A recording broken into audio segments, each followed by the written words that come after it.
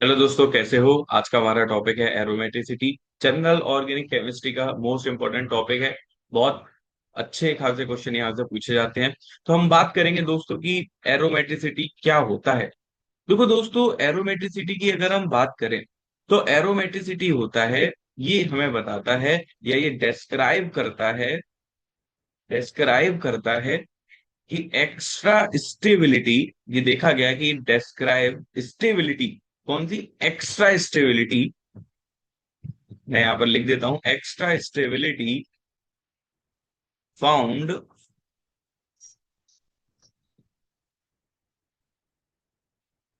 Found in cyclic ring compounds. कहने का क्या मतलब है? कहने का मतलब है कि मेरे पास जो साइक्लिक रिंग या कंपाउंड, साइक्लिक कंपाउंड जो होते हैं उनमें क्या होती है, एक एक्स्ट्रा स्टेबिलिटी होती है। वो क्या, कहने का क्या मतलब है? कहने का मतलब ये है कि मेरे पास, मान लो कि मेरे पास एक रिंग है। ये रिंग से आप लोग वेल नोन हो, इसको हम बेंजीन बोलते हैं। और एक कोई कंपाउंड है जो इस तरीके से क्या हो रहा है, ये वाला भी इस तरीके से। अब आप ये नोटिस करो कि रेजोनेंस की अगर मैं बात करूं तो ये रेजोनेंस सब में हो रहा है, इस रिंग में हो रहा है। सर बिल्कुल सही बात है, इसमें भी रेजोनेंस हो रहा है। हाँ सर बिल्कुल सर, इसमें भी क्या हो रहा है, रेजोनेंस हो रहा है। दोनों में रेजोनेंस है। पर मुझे इतना ये बताया गया है कि भाई, कि मेरा जो कंपाउंड स्टेबल जो होता है वो ये वाला होता है। ऐसा क्यों होता है? ये सारी चीजों को जो एक्सप्लेन करता है वो एरोमेटिसिटी एक्सप्लेन करती है कि हमारे पास रिंग साइक्लिक जो कंपाउंड होते हैं उनमें क्या होती है, एक्स्ट्रा स्टेबिलिटी होती है, जिसकी वजह से वो क्या होते हैं, असाइक्लिक कंपाउंड से ज्यादा स्टेबल होते हैं। अच्छा, सही बात है। अच्छा, अगर मैं रिंग की बात करूं तो सबसे स्टार्टिंग से अपन बात करते हैं रिंग में कि क्या था रिंग का। मुझे ये पता था कि सबसे पहले हमारे पास जो साइंटिस्ट थे वो अगस्त कैकुले थे। अगस्त कैकुले, कैकुले। इन्होंने क्या बताया, इन्होंने क्या चीज बताई थी, क्या बताया था इन्होंने? इन्होंने प्रपोज किया था structure of benzene. Structure of benzene, कि बेंजीन ऐसा दिखता है, ये हमें केकुले ने बताया। पर उसकी ये उस बात पता थी कि इसमें क्या होती है, एक्स्ट्रा स्टेबिलिटी होती है। पर लेटर ऑन एक्सप्लेन जो किया गया वो किया गया हकल रूल के यहाँ पर। हकल ने आकर उसको एक्सप्लेन किया कि जो साइक्लिक रिंग कंपाउंड होते हैं वो ज्यादा स्टेबल होते हैं, और वो ज्यादा स्टेबल होते हैं। और एक्सप्लेन किसने किया हुआ था हमारा, एक्सप्लेन्ड बाई एनरिच हकल।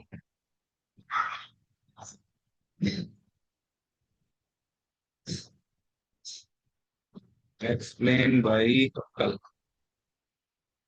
इन्होंने क्या किया, इन्होंने एक्सप्लेन किया एक्स्ट्रा स्टेबिलिटी को, कि जो रिंग में जो एक्स्ट्रा स्टेबिलिटी आ रही है उसको एक्सप्लेन किया थ्रू एमओटी,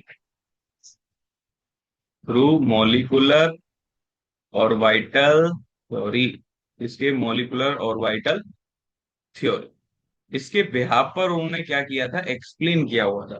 कि उन्होंने ये बोला कि भाई, जो भी कंपाउंड 4n+2 को फॉलो करेगा वो क्या होगा, ज्यादा स्टेबल होगा। उन्होंने ये बताया था। हकल ने क्या बताया था, बस स्ट्रक्चर दिया हुआ था कि भाई ऐसे ऐसे स्ट्रक्चर होता है बेंजीन का।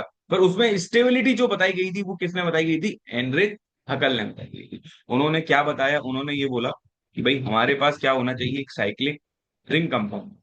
क्या होना चाहिए, साइक्लिक रिंग कंपाउंड या मॉलिक्यूल होना चाहिए। क्लियर है ये बात? अब चलो, साइक्लिक रिंग कंपाउंड है, साइक्लिक रिंग कंपाउंड क्या है, मेरा ये भी है। क्या ये कंपाउंड माना जाएगा? नहीं। उस साइक्लिक रिंग कंपाउंड में क्या होना चाहिए, पहला कॉन्जुगेशन होना चाहिए। कॉन्जुगेशन साइक्लिक रिंग में होना चाहिए। दूसरा क्या होना चाहिए कि भाई, उसमें सारे ऑल जितने भी कार्बन होंगे, ऑल कार्बन कैसे होने चाहिए, sp2 हाइब्रिडाइज होना चाहिए, sp होना चाहिए। क्या ये बात समझ में आई दोस्तों आपको? तीसरा, जितना भी और सारे जो मॉलिक्यूल होना चाहिए वो कैसा होना चाहिए, प्लेनर होना चाहिए। क्या ये बात आपको समझ में आई? तो हकल ने ये बोला कि कोई भी साइक्लिक कंपाउंड होगा उसमें एक्स्ट्रा स्टेबिलिटी के लिए हम ये बात ध्यान रखेंगे कि वो सारा जो रिंग होना चाहिए वो कैसा होना चाहिए, प्लेनर होना चाहिए, मतलब sp2 हाइब्रिडाइज होना चाहिए। और उनमें क्या होना चाहिए, कॉन्जुगेशन होना चाहिए। ये बात आपको समझ में आया? मतलब कि अगर मैं बेंजीन की बात करूं तो बेंजीन क्या होता है, मोर स्टेबल कंपाउंड होता है, सब सही बात। अब इसमें अगर मैं बात करूं तो अपनी जो कंडीशन थी वो फुलफिल करे। ये सारा जो बताया गया था वो किसके थ्रू बताया गया था भाई, अकल, हेनरिच अकल रूल। ठीक है। तो अकल रूल क्या बोलता है, अकल क्या बोलता है भाई, कि हमारा जो कंपाउंड है वो कैसा होना चाहिए, प्लेनर होना चाहिए। क्या ये मेरा कंपाउंड प्लेनर है? आप बोलोगे बिल्कुल सर प्लेनर है। क्या ये जो हाइब्रिडाइजेशन है, ऑल कार्बन का जो हाइब्रिडाइजेशन है वो sp2 है? बिल्कुल सर सही बात है। क्या इनमें कॉन्जुगेशन हो रहा है? सर साफ दिख रहा है कॉन्जुगेशन हो रहा है। तो ये क्या करेगा, हकल को फॉलो करेगा। और हकल रूल क्या बोलता है, हकल रूल क्या बोलता है दोस्तों? हकल रूल सिंपल ये बोलता है कि भाई हमारे पास 4n+2 = 5। ये था हकल रूल, कि अगर वो फॉलो करेगा और एन की वैल्यू अगर 0, 1, 2 इंटीजर में आती है तो वो क्या होगा, एरोमेटिक। क्या ये बात दोस्तों आपको समझ में आई? तो मैं यहां से ये बोल सकता हूं कि भाई जो भी कंपाउंड 4n+2 को फॉलो करेगा, इसको फॉलो करेगा, वो क्या हो जाएगा, एरोमेटिक। कल ने ये बताया था कि वो कंपाउंड कैसे कहलाएंगे, एरोमेटिक कंपाउंड कहलाएंगे। अब जो नहीं करेगा, एंटी एरोमेटिक कंपाउंड कहलाएंगे। तो एंटी एरोमेटिक कंपाउंड कहलाएंगे तो मतलब मैं ये बोल सकता हूँ कि एंटी एरोमेटिक के लिए उसने बोला कि 4n=5। ये अगर कोई कंपाउंड फॉलो करेगा तो उसको हम क्या बोलेंगे, एंटी एरो, एंटी एरो। ठीक है। इसको ए से, ठीक है। और ये क्या हो जाएगा, एरो। अच्छा, ये दोनों जो कंपाउंड था, इस कंपाउंड में, दोनों में आपको ये पता है कि पूरे ऑल कार्बन कैसे थे, sp2 होने चाहिए। कंपाउंड कैसा होना चाहिए, प्लेनर होना चाहिए। तब ये हो जाएगा। तो मैं ये बोल सकता हूँ कि इन वाले कंपाउंड में साइक्लिक करंट होना बहुत जरूरी है।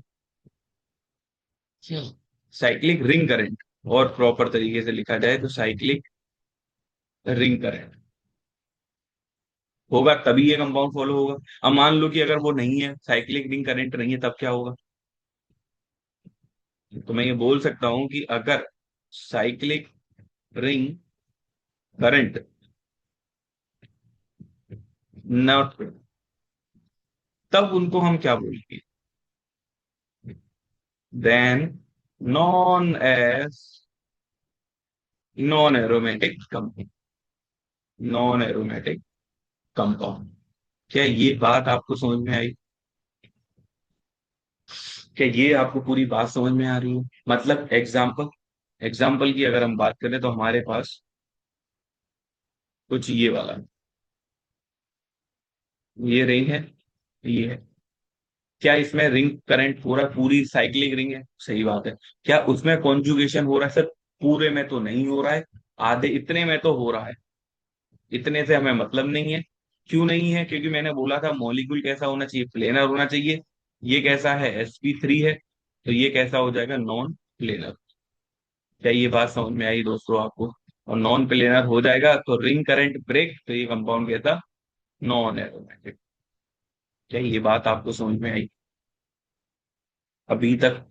तो आप चाहो तो हम करंट के ब्याह पर भी बात कर सकते हैं कि भाई अगर रिंग में करंट हो रहा है तो हम उसको बोल सकते हैं कि उसमें एरोमेटिक हो सकता है, नॉन एरोमेटिक और एंटी एरोमेटिक हो सकता है। अगर रिंग करंट नहीं है तो वो नॉन एरोमेटिक। ठीक है। और एरोमेटिक नॉन एरोमेटिक के लिए हमने क्या बोला था, हाँ कल रूल ने अपना बताया था कि जो 4n+2 को फॉलो करेगा वो अपना एरोमेटिक। क्या ये बात आपको समझ में आई दोस्तों? ये था एरोमेटिसिटी। अब हम इसके एग्जाम्पल की बात करेंगे, कौन ज्यादा स्टेबल होता है, कौन क्या होता है, उसके रिगार्डिंग हम बात करेंगे। अभी तक के लिए मैं फिर से रिपीट कर रहा हूं कि मेरे पास तीन टाइप के कंपाउंड हो सकते हैं। कंपाउंड जो है वो तीन टाइप के हो सकता है। आइदर एरोमेटिक, दूसरा एंटी एरोमेटिक, तीसरा नॉन एरोमेटिक। क्या ये आपको समझ में आ रहा है? एरोमेटिक कंपाउंड के लिए जो फॉर्मूला था, जो फॉलो करेगा 4n+2 = पाई इलेक्ट्रॉन। क्या ये बात क्लियर है? और इसके लिए एंटी एरोमेटिक के लिए ये फॉलो करेगा नहीं, तो हमें कैसे पता चलेगा 4n = पाई इलेक्ट्रॉन? क्लियर है? अब नॉन एरोमेटिक कंपाउंड किसको बोलेंगे? इफ कंपाउंड हैविंग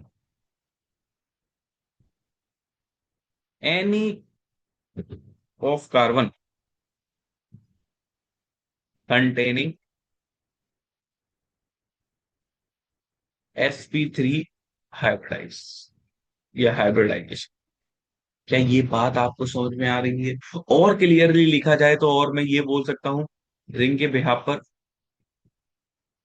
इसको थोड़ा सा ऊपर करते हैं अपन, और हम और करके लिखे और अच्छे से लिखे तो हम ये बोल सकते हैं कि मेरे पास कोई भी कंपाउंड है, ठीक है। कंपाउंड में क्या हो सकता है? रिंग करंट होगा, या तो वो नहीं। क्लियर है? अब जिसमें रिंग करंट होगा तो वो कंपाउंड कैसे होंगे? एरोमेटिक या एंटी एरोमेटिक।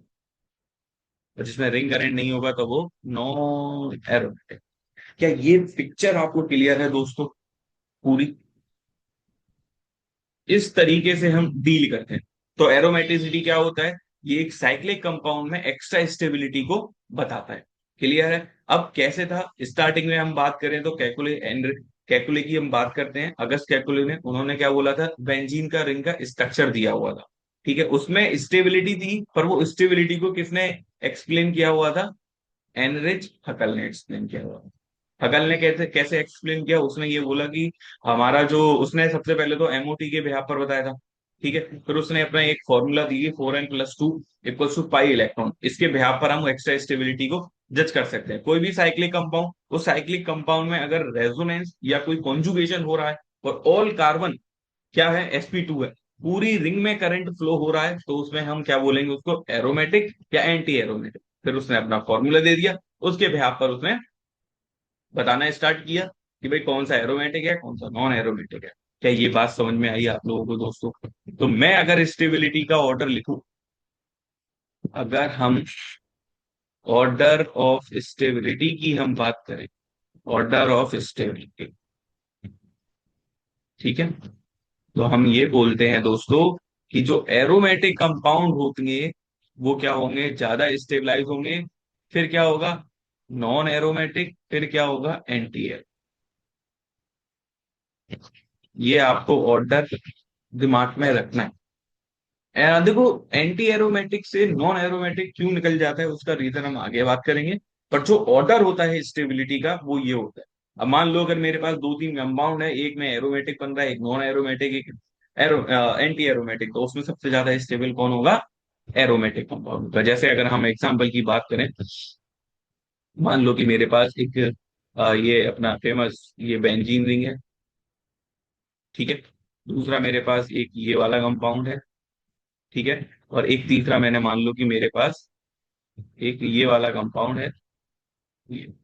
अब मैं पूछूं कि बताओ दोस्तों कि इसमें स्टेबिलिटी किसकी सबसे ज्यादा होगी? अब यार, अब मुझे तो इतना पता है कि लॉजिकल बेंजीन सबसे ज्यादा स्टेबल है। अब बाकी के दो कंपाउंड बचे तो इसमें क्या बताऊंगा मैं? क्योंकि रिंग करंट देखोगे तो इनमें भी दोनों में चल रहा है। वो इसमें तो चल रहा है सेकंड वाले में, पर इसमें नहीं चल रहा है। तो अगर ये चीज मुझे ना पता होती तो मैं कंपाउंड को देखकर कैसे बता सकता था कि वो सबसे ज्यादा स्टेबल होगा? तो यही जो खेल था वो एक्सप्लेन किया हुआ था हकल ने। क्या बोला था हकल? में कब लगा सकता हूँ उसकी कंडीशन आपको ये पता होना चाहिए कि भाई हकल रूल के लिए सारे कार्बन कैसे होने चाहिए? प्लेनर, sp2 होना चाहिए। अगर इस वाले कंपाउंड में देखोगे तो सारे क्या है? sp2 है। ये sp2, ये sp2, ये ये सारे sp2। क्या साइक्लिक कॉन्जुगेशन हो रहा है? सर बिल्कुल। कॉन्जुगेशन पूरी रिंग में दौड़ रहा है, उबाल मार रहा है। तो हम ये बोलेंगे अगर पूरी रिंग में करंट होगा, ये भी कंडीशन फुलफिल हो रही है अपनी। तो सारी कंडीशन जो हकल की थी वो फुलफिल हो रही है। अब उसने जो फॉर्मूला दिया हुआ था, तो मैं फॉर्मूला को भी यूज कर लेता हूँ। फॉर्मूला को अगर मैं यूज करूं, तो फॉर्मूला के अकॉर्डिंग 4n+2 इक्वल्स टू क्या हो जाएगा, 5 इलेक्ट्रॉन। क्लियर है दोस्तों? तो एन क्या था, अपने को फाइंड करना है, +2। पाई इलेक्ट्रॉन का मतलब 1 2 3 पाई बॉन्ड है, और टोटल कितने इलेक्ट्रॉन हो जाएंगे, 6। तो यहां से कितना आ जाएगा, 6 पाई इलेक्ट्रॉन। तो 4n=4, तो एन की वैल्यू कितना आ गया, 1। और मैंने ये बताया था, हकल रूल में अगर एन की वैल्यू इंटीजर आती है, इट मीन्स वो कंपाउंड कैसा है, air। तो ये कंपाउंड कैसा हो जाएगा दोस्तों, एरोमेटिक। क्या ये बात आपको समझ में आई? अब ये चीज नहीं पता होता तो मैं कैसे बता पाता, मैं तो बेंजीन का रेफरेंस लेके ही चलता ना। अब सिमिलरली ये वाला, ये पूरा कंपाउंड कैसा है, प्लेनर है। सही, हाँ कि ना? ये कंपाउंड कैसा है, प्लेनर है। sp2 है सारे, सर sp2 भी है। कॉन्जुगेशन है, कॉन्जुगेशन भी हो रहा है। अब मैं यहाँ पे लगाने चला 4n+2 equal to pi electron. तो यहाँ पर देखने को पता चला कि भाई हमारे पास 4n+2 और 4 ये आ जाएगा, तो एन की वैल्यू कैसी आ गई, फ्रैक्शन में आ गई। और एन की वैल्यू अगर फ्रैक्शन में आ जाएगी, तो वो कंपाउंड क्या होगा, एरोमेटिक नहीं होगा। अब होगा क्या, बचा क्या है, एंटी एरोमेटिक। नॉन एरोमेटिक हो नहीं सकता। नॉन एरोमेटिक के लिए कोई ना कोई कार्बन sp3 होना चाहिए। अगर वो ऐसा होता है तो वो नॉन एरोमेटिक होगा। तो चाहो तो कंडीशन भी रख के देख सकते हैं अपन। कैसे कंडीशन रखते हैं, देखो। अपन देख लेते हैं कि भाई मेरे पास यही कंपाउंड था, मैं दूसरा फॉर्मूला लगाने गया एंटी एरोमेटिक के लिए, वो क्या होता है, 4n=π। क्लियर है?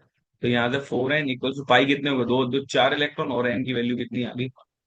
इट मीन्स ये फॉलो क्या करता है, एंटी एरोमेटिक। तो मैं ये बोल सकता हूँ कि ये क्या होगा, एंटी एरोमेटिक। तो आप लोग चाहो तो बाई फॉर्मूला कर सकते हो। इजी रहेगा और ज्यादा टफ भी नहीं रहेगा। आप उसके बिहाफ पर क्लियर। ठीक है, आपको ये बात भी पता होना चाहिए कि जितने भी एंटी एरोमेटिक कंपाउंड होते हैं, जितने भी एंटी एरोमेटिक कंपाउंड होते हैं दोस्तों, रूम टेम्परेचर पे कैसे होते हैं, अनस्टेबल। रूम टेम्परेचर पे क्या होते हैं दोस्तों, अनस्टेबल। ठीक है? तो वो हमेशा अपने रेडिकल फॉर्म में होते हैं, तो एक से जुड़े हुए होते हैं। कैसे जुड़े हुए होते हैं, ये मैं आगे एक्सप्लेन करूँ। ठीक है, हमारे पास तीसरा कंपाउंड आ गया। अब इस कंपाउंड की बात करें, मुझे लगता है अब तो आप सीख गए होंगे, ये वाला कंपाउंड देख, कार्बन देखना, sp3 है। और sp3 होते ही एरोमेटिक, काटा। एंटी एरोमेटिक, काटा, बचा क्या, नॉन है।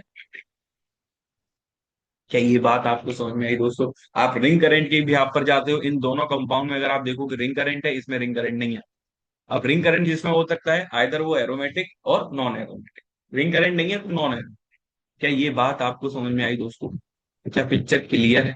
तो अभी तक कंपाउंड में हम जो एरोमेटिक, नॉन एरोमेटिक और एंटी एरोमेटिक हम जो चेक करेंगे, वही फॉर्मूला देखेंगे, 4n+।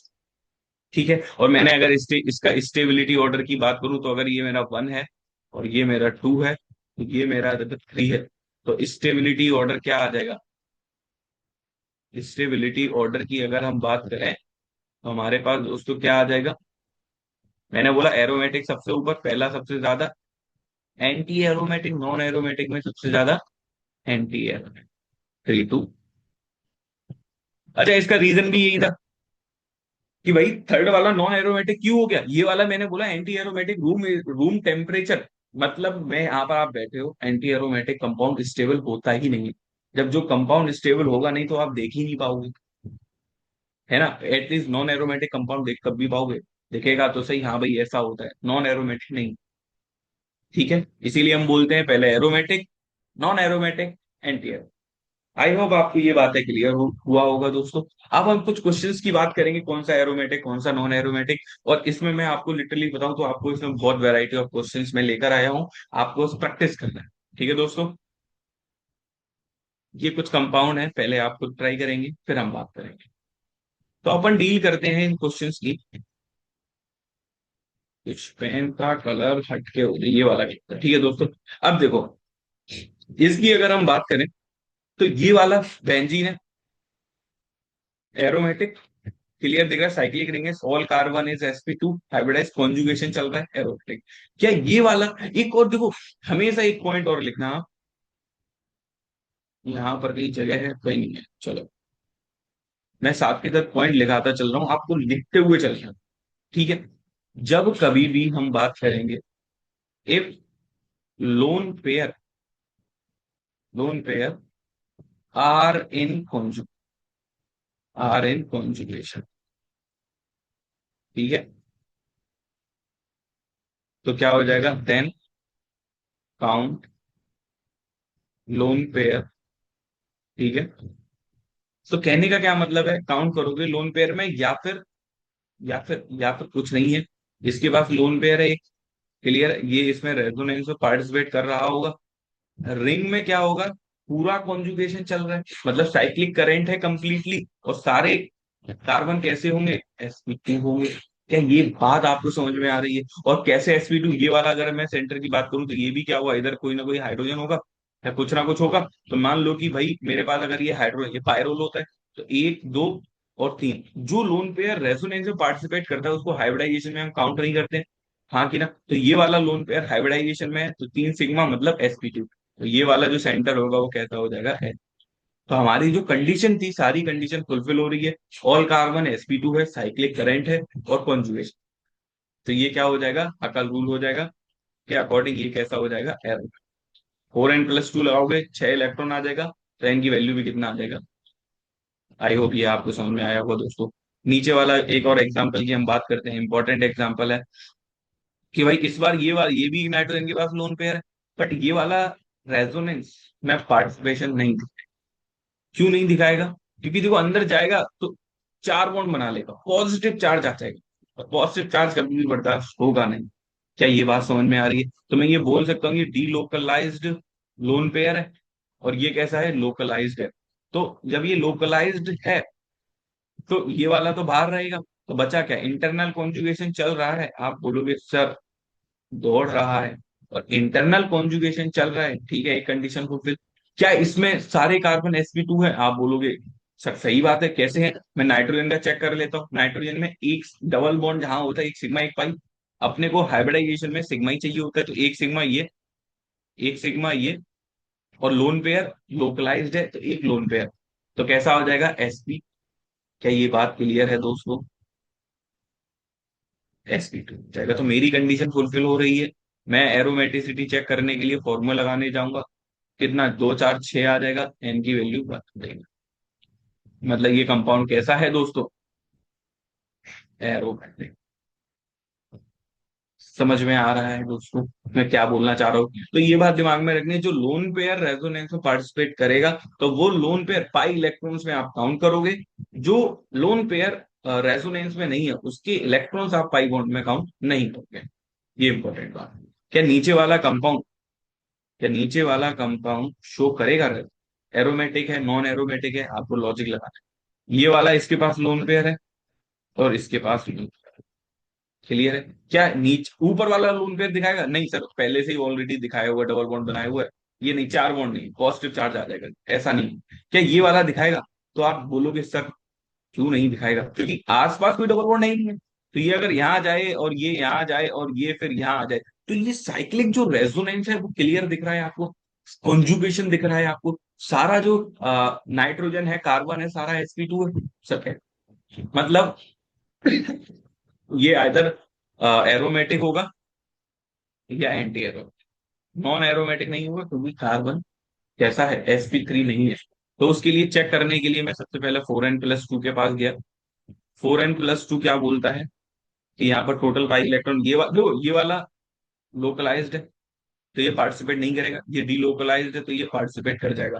कर जाएगा तो 2 4 6, एन का वैल्यू कम, इट मीन्स ये क्या होगा, एरोमेटिक नॉन एरोमेटिक नहीं। क्या ये बात क्लियर है दोस्तों? आई होप आपको कंसेप्ट क्लैरिटी आ रही होगी कि हम कैटेगराइज कैसे कर रहे हैं।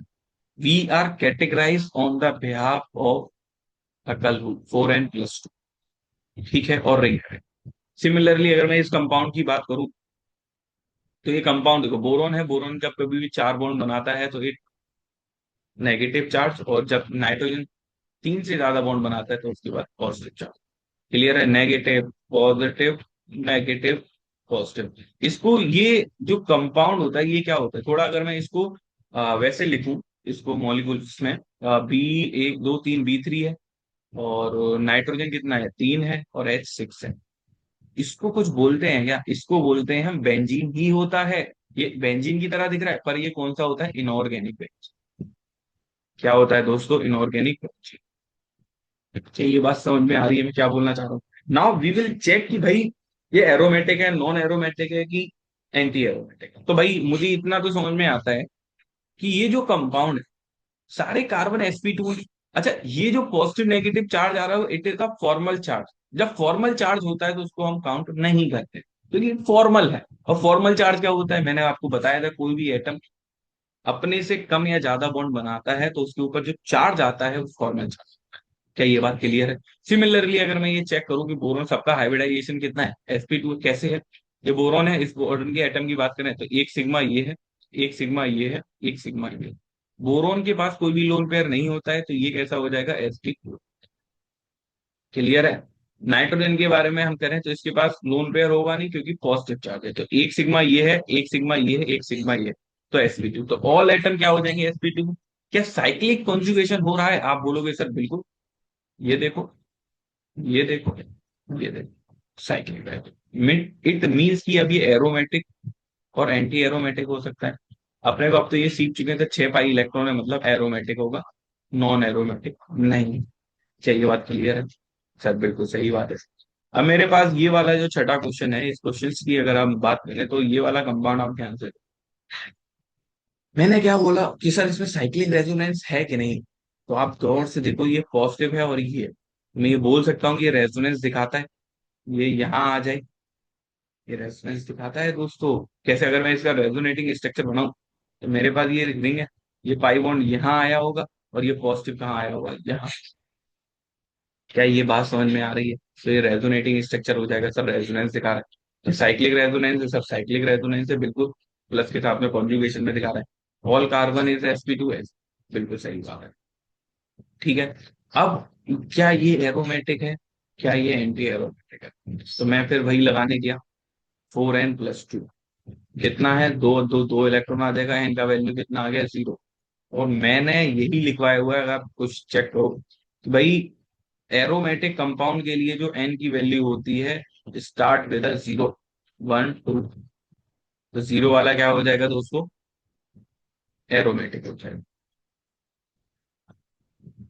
क्या ये क्लियर है। ठीक है दोस्तों, आपको बहुत कॉन्फिडेंस आ रहा होगा, आगे हम और बात करेंगे। और बात करें तो हमारे पास कुछ इस तरीके से ये वाले कंपाउंड अब थोड़ा इंटरेस्टिंग होता जाएगा। अब ऊपर वाला क्या है, एरोमेटिक है कि नॉन एरोमेटिक है। अब आप इतना तो समझ गए सर, ऊपर रेजोनेंस चल रहा है, राइट है। अब एरोमेटिक भी हो सकता है, और ये नॉन एरो एंटी एरोमेटिक भी हो सकता है। नॉन एरोमेटिक नहीं होगा क्योंकि sp3 नहीं है। अब होगा कौन सा, तो मैं लगाने गया 4n+2, दो 4 इलेक्ट्रॉन। तो एन का वैल्यू क्या फ्रैक्शन में आगे, मतलब ये एरोमेटिक नहीं। एंटी एरोमेटिक के लिए चेक करने गया तो सर 4n=4, एन का वैल्यू, मतलब ये कैसा होगा, एंटी एरोमेटिक। ठीक है। अच्छा, ये जो एग्जिस्ट करता है ना दोस्तों, ये इस तरीके से एग्जिस्ट नहीं करता है, ये इस तरीके से एग्जिस्ट करता है कि भाई एक जो पाई बॉन्ड होता है वो रेडिकल में टूट जाता है, सिमेट्रिकल, और ये भी टूट जाता है। अब ये आपस में बॉन्ड बनाते हैं, और यहाँ पर क्या कर लेते हैं, ये कुछ 3 रिंग बना लेते हैं। ये समझ में आ रहा है दोस्तों। अब ये वाला, अगर मैं ये वाला कंपाउंड और ये वाले कंपाउंड की स्टेबिलिटी देखूं, तो ये वाला कंपाउंड ज्यादा स्टेबलाइज होगा। क्यों होगा ज्यादा स्टेबलाइज, बिकॉज sp3 हो चुका है ये, sp3। और हमने इधर नॉन एरोमेटिक कंपाउंड ये बन चुका है। Non aromatic is more stable then the anti aromatic compound. Since हमारे कंपाउंड जो गिवन था वो एक रिंग में था, तो ये एंटी एरोमेटिक कंपाउंड था, और जो एग्जिस्ट करता है ये इस तरीके से एग्जिस्ट करता है। आई होप ये भी क्वेश्चन आपको समझ में आया होगा, इंपॉर्टेंट है। ठीक है। नीचे वाले की अगर हम बात करें तो भाई सिमिलरली भाई एक रिंग है, ये इसके साथ में रेजोनेंस कर रहा होगा, पक्की बात है, ये भी आगे रेजोनेंस कर रहा होगा। सारे कार्बन कैसे हैं, sp2 है, एक दो, एक हाइड्रोजन, एक नेगेटिव है ये। नहीं नहीं नहीं नहीं, देखो देखो देखो, ये जो कार्बन है वो क्या है, sp2 है, यहाँ की sp3 है। साइक्लिक रेजोनेंस है, तो साइक्लिक रेजोनेंस जो है 2 4 6, इट इज काउंटेड लोन पे। ये जो होगा वो डीलोकलाइज्ड है, ये भी डीलोकलाइज्ड है।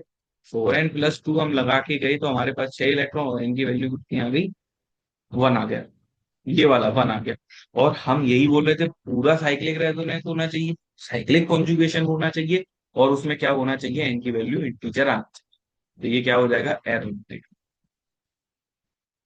नीचे वाला देखोगे सिमिलर, ये भी क्या हो जाएगा, 4n+2 = 2 हो जाएगा, n की वैल्यू 0, मतलब एरोमेटिक। क्लियर है, ये बात समझ में आ रहा है। अच्छा, 7, 8, 9 में अगर आप देखो, 7 वाला क्या था, एंटी एरोमेटिक था।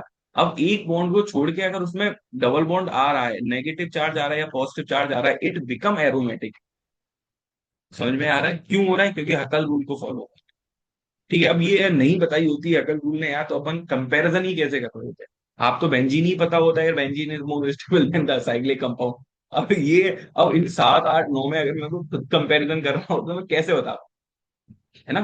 तो यही है कि साइंटिस्ट का बहुत बड़ा योगदान तो रहता ही है दोस्तों। तो अपन बात करेंगे 10th वाले क्वेश्चन की। इस पे एक लोन पेयर है, इस पे लोन पेयर है, सही बात है दोस्तों। अब ये क्या रेजोनेंस में पार्टिसिपेट कर रहे हैं सर, बिल्कुल क्यों नहीं कर रहे हैं, क्योंकि आजू बाजू देखो कोई भी डबल बॉन्ड नहीं है, तो आराम से मस्त डीलोकलाइज्ड। इधर भी नहीं है तो डीलोकलाइज्ड। मैं लगाने गया 4n+2 एरोमेटिक के लिए, ये तो कंफर्म हो गया कि पूरा साइक्लिक रेजोनेंस, साइक्लिक कॉन्जुगेशन है, क्योंकि ये लोन पेयर भी क्या हुआ, रेजोनेंस में पार्टिसिपेट दिखाएगा, दिखाएगा तो वो हमारा साइक्लिक हो जाएगा। ठीक है, तो अब बचा क्या, एरोमेटिक एंटी एरोमेटिक चेक करने की कंडीशन। तो 4n+2 = 2, 4, 6, 8 इलेक्ट्रॉन हो गए। तो हमारे पास 4n = 6, 8, 2, 4, 6, 8 हो गया ना। 4n+2 8 electron, 6, 8। तो यहाँ से n का वैल्यू कितना आ गया, फ्रैक्शन में ही आ गया ना, 6/4 हो गया, मतलब 3/2। अब देखो फ्रैक्शन में हो गया, अब मैं एंटी एरोमेटिक की कंडीशन चेक करने जाता हूँ। एंटी एरोमेटिक की कंडीशन क्या था, 4n = 5 इलेक्ट्रॉन, टोटल 8 इलेक्ट्रॉन, मतलब n की वैल्यू इंटीजर है। तो ये जो कंपाउंड है वो कैसा है, एंटी एरो। क्या ये बात क्लियर है आपको दोस्तों। सिमिलरली हम 11th वाले क्वेश्चन की बात करेंगे। 11th वाला क्वेश्चन क्या बोलता है, रेजोनेंस कर रहा है, पॉजिटिव चार्ज है, कैसे रेजोनेंस चल रहा होगा, ये इधर जाएगा, पॉजिटिव यहाँ आएगा, फिर ये रेजोनेंस कर लेगा, ये रेजोनेंस, मतलब पूरा पूरा जो मॉलिक्यूल है उसमें क्या हो रहा है, करंट दौड़ रहा है। तो सारे कार्बन कैसे, sp2 होंगे, मतलब प्लेनर होगा। तो हम चेक करेंगे एंटी एरोमेटिक है, एरोमेटिक है, तो अपन भाई 4n+2 = 5 इलेक्ट्रॉन।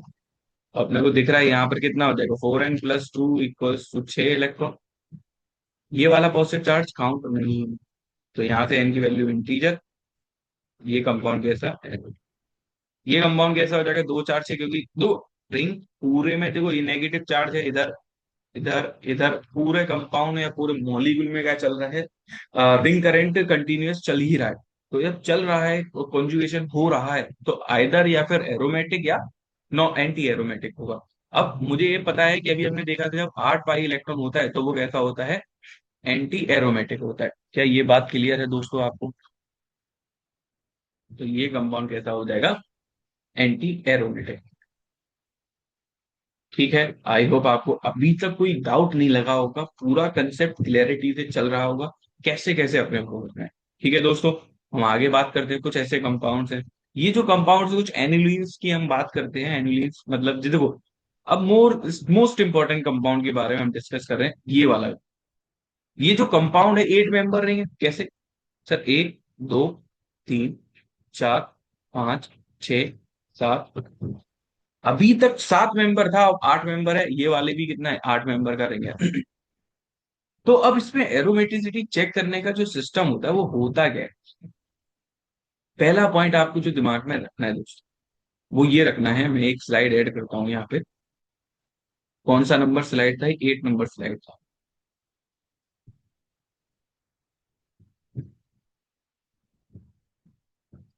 8 स्लाइड। अब नाउ आपको ये पॉइंट याद रखना है, मोस्ट इंपॉर्टेंट पॉइंट है कि if ring contains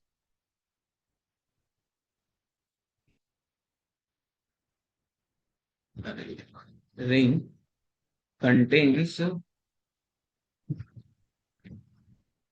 more than 8 carbon, 8 carbon, then the anti aromatic compound या मॉलिक्यूल कन्वर्टिंग या कन्वर्टेड इनटू नॉन एरोमेटिक। क्या ये बात समझ में आया? तो मैं यहाँ बोल सकता हूं कि अगर रिंग 8 या 8 से ज्यादा होगा, 8 या 8 से ज्यादा होगा, तो वो कंपाउंड में क्या होगा कि एग्जिस्ट ही, एंटी एरोमेटिक का तो मामला ही खत्म, एग्जिस्ट ही नहीं करेगा, नॉन एग्जिस्ट। तो एग्जिस्ट कौन करेगा? ओनली एरोमेटिक और नॉन। ये आपको दिमाग में रखना है दोस्तों, इंपॉर्टेंट बात, मोस्ट इंपॉर्टेंट। ठीक है दोस्तों, अब हम चेक करते हैं अपन ये वाला कंपाउंड की। अगर हम बात ये वाले कंपाउंड की, हमारे पास 8 मेंबर नहीं है, एंटी एरोमेटिक का कंसेप्ट खत्म। अपन चेक करेंगे ये वाले कंपाउंड। तो ये वाले कंपाउंड में क्या है, रेजोनेंस भर भर के चल रहा है, अच्छे से हो रहा है। तो अब दो पॉसिबिलिटी, एक तो एरोमेटिक हो सकता है या एंटी नॉन एरोमेटिक हो सकता है। इसके लिए अपन क्या करेंगे, 4n+2 है, अब 4n+2 में लगाने जाऊंगा। 4n+2 और इलेक्ट्रॉन कितना, 2 4 6 8, 2 4 6 8, मतलब ये एन का वैल्यू फ्रैक्शन में आ जाएगा, और फ्रैक्शन क्या आ जाएगा, नॉट इक्वल्स टू 1 2 3, कुछ इस टाइप से आ जाएगा, 6 आ जाएगा, फ्रैक्शन में वैल्यू आ जाएगा। तो फ्रैक्शन में वैल्यू आ जाएगा मतलब 4n को अगर हम यूज करके देखें, अपन अगर एंटी एरोमेटिक की कंडीशन फुलफिल करके देखे, तो एन इंटीजर में आ रहा है।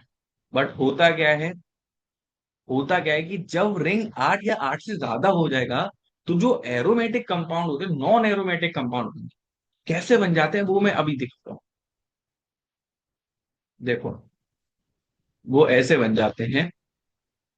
ये जो कंपाउंड है ना, ये है क्या, साइक्लो, ठीक है, टेट्रा, साइक्लो टेट्रा ट्राई, रुको रुको, साइक्लो ऑक्टा है ना, साइक्लो ऑक्टा ट्राइन, इसको आईयूपीएसी नेम है इसका, साइक्लो ऑक्टा ट्राइन, या इसको शॉर्ट फॉर्म में सीओटी भी बोलते हैं दोस्तों। ये question JEE advance, JEE main, हर नीट में सब जगह आ चुका है। ठीक है, अब ये कंपाउंड जो एग्जिस्ट करता है वो इस तरीके से एग्जिस्ट, उसको, ये जो कंपाउंड है ना, ये कंपाउंड कुछ इस ट्यूब में क्या करता है, एग्जिस्ट करता है, इस फॉर्म में वो एग्जिस्ट करता है। इसीलिए मैंने बोला था कि अगर रिंग 8 या 8 से ज्यादा होगा, तो वो नॉन एरोमेटिक कंपाउंड होगा। क्या ये कंपाउंड प्लेनर है क्या? आप बोलोगे नहीं सर, इतना तो समझदार हो, दिख रहा है यार, दो पाइप है मतलब ट्यूब है। तो ये नॉन एरोमेटिक कंपाउंड है, एग्जिस्ट इस ट्यूब फॉर्म में एग्जिस्ट करता है। किसमें करता है दोस्तों? Tube form, exist, non planar. ये क्या होता है, नॉन एरोमेटिक। क्या ये बात आपको अच्छी लगी दोस्तों, समझ में आया? सिमिलरली अगर ये भी बात करूं, तो ये भी क्या है, 8 मेंबर रिंग है, और 8 मेंबर रिंग है, तो हमें क्या चेक करना पड़ेगा, एरोमेटिक नॉन एरोमेटिक। तो इसके लिए भी दो कंडीशन है, एरोमेटिक है नॉन एरोमेटिक। फिर मैं यही लगाने गया 4n+2, कितने इलेक्ट्रॉन, 2 4 6 8 10, तो एन कितना आ गया, 8 2 आ गया, मतलब ये कैसा हो जाएगा, एरोमेटिक। क्या ये बात समझ में आई दोस्तों? लास्ट वाले कंपाउंड की अगर हम बात करें, तो ये देखो, 1 2 3 4 5 6 7 8 9, मतलब दो रिंग को आपस में जोड़ दिया। अब दो रिंग को अगर आपस में जोड़ दिया है, तो बोलते क्या है, ये बात दिमाग में रखना, जब 10 कार्बन का हमारे पास होगा, तो इसको हम क्या बोलते हैं, 10 एनुलिन। क्या बोलते हैं, 10 एनुलिन्स। ठीक है,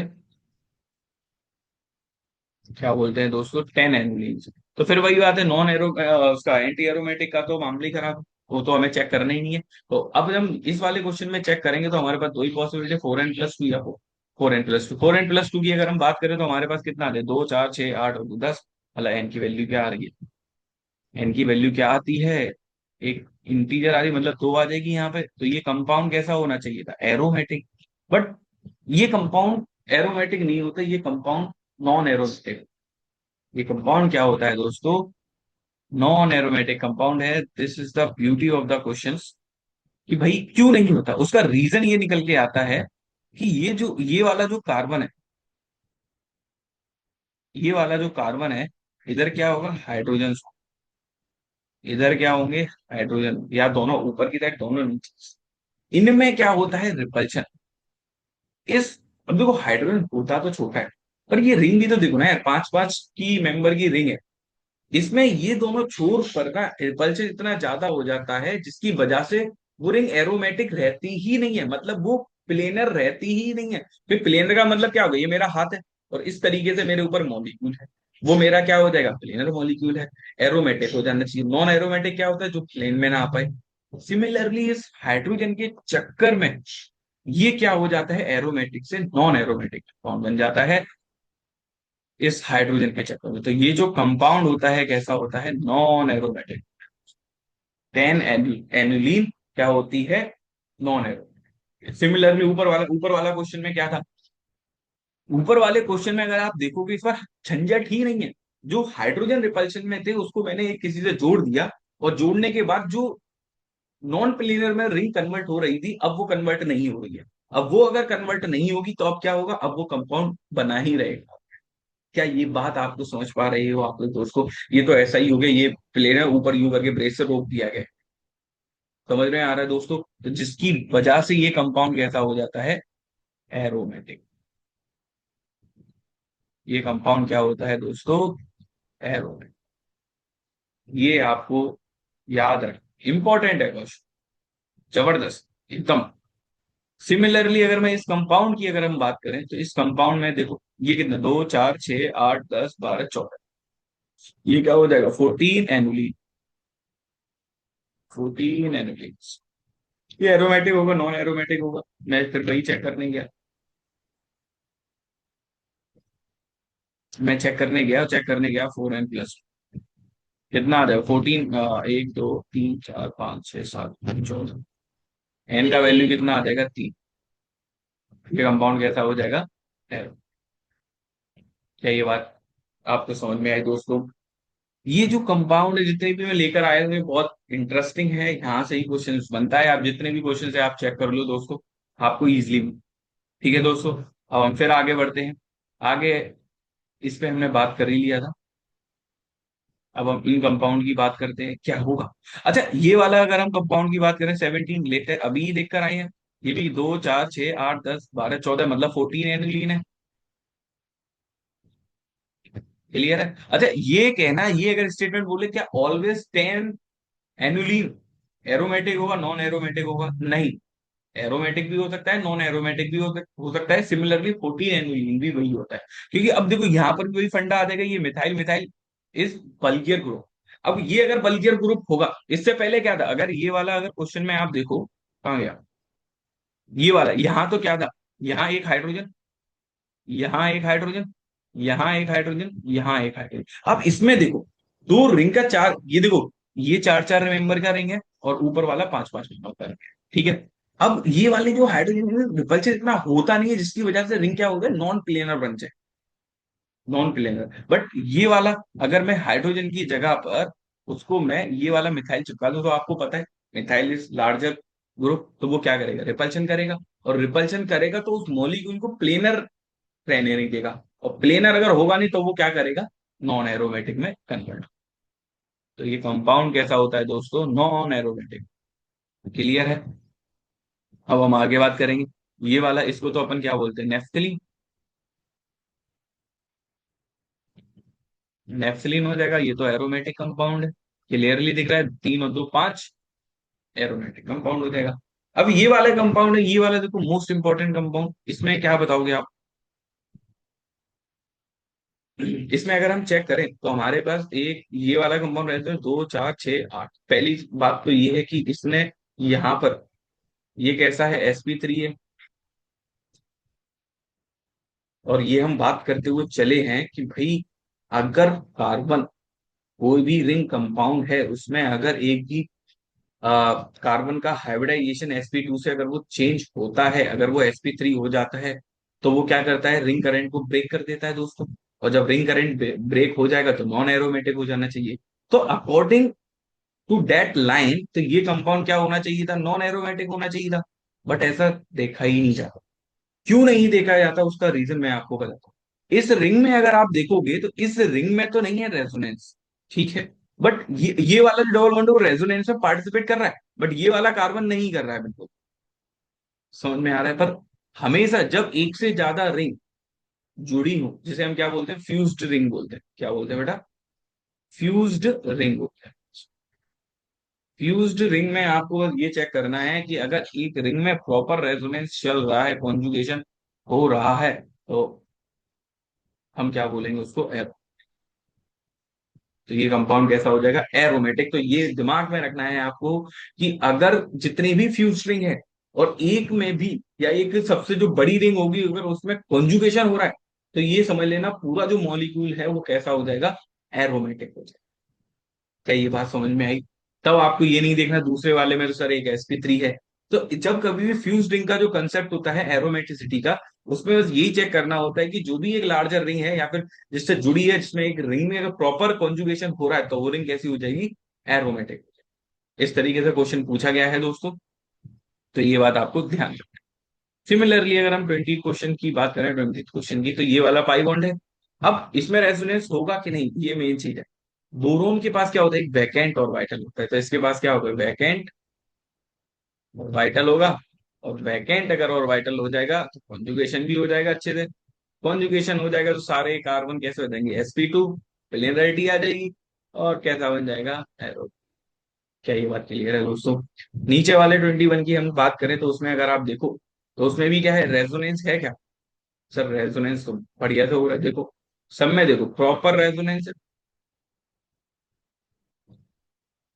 चल रहा है। रेजोनेंस मतलब पूरा पेरिफेरल पे क्या चल रहा है, जो भी जितनी भी साइड है सब पे रेजोनेंस चल रहा है भर भर के, क्योंकि ये जाएगा फिर ये ऊपर चला जाएगा, पूरी रिंग में क्या हो रहा है, रेजोनेंस हो रहा है। तो जब रेजोनेंस हो रहा है, now we have to check, check what, छह छह मेंबर का देंगे, 4n+2 कितना हो जाएगा, 2 4 6 8 10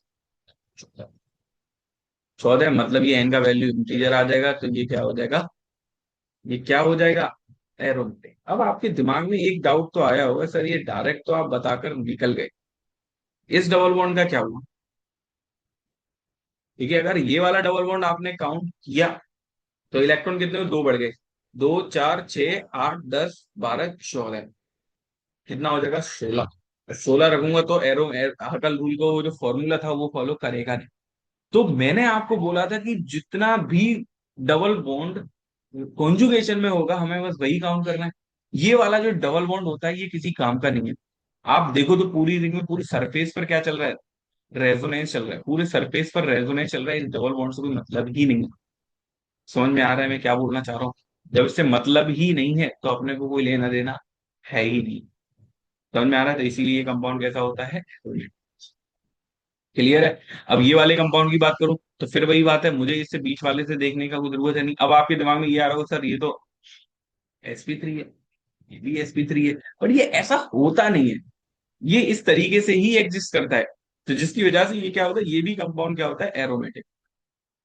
तो ये बात दिमाग में रखना है, जब छह मेंबर की रिंग आपस में जुड़े हो, तो उसमें बीच वाला ये वाला डबल बॉन्ड होगा, ये इस तरीके से ही रहता है, यूजलेस होता है ना। कंपाउंड तो पूरा प्लेनर है, अगर सिंगल बॉन्ड में लग रहा है तो वो ऐसा नहीं है। ये दोनों जो कंपाउंड होते हैं वो कैसे होते हैं, एरोमेटिक। ये स्टार मार्क कर लो दोस्तों, इंपॉर्टेंट है। ठीक है दोस्तों, अब हम बात करेंगे नेक्स्ट क्वेश्चन की, ये वाले कंपाउंड। अच्छा ये वाले कंपाउंड आप सोच के बताओ क्या होगा, सोच के बताओ, सोच के तो सोचना क्या है? मुझे ये रेजोनेंस सब में भर भर के दिख रहा है,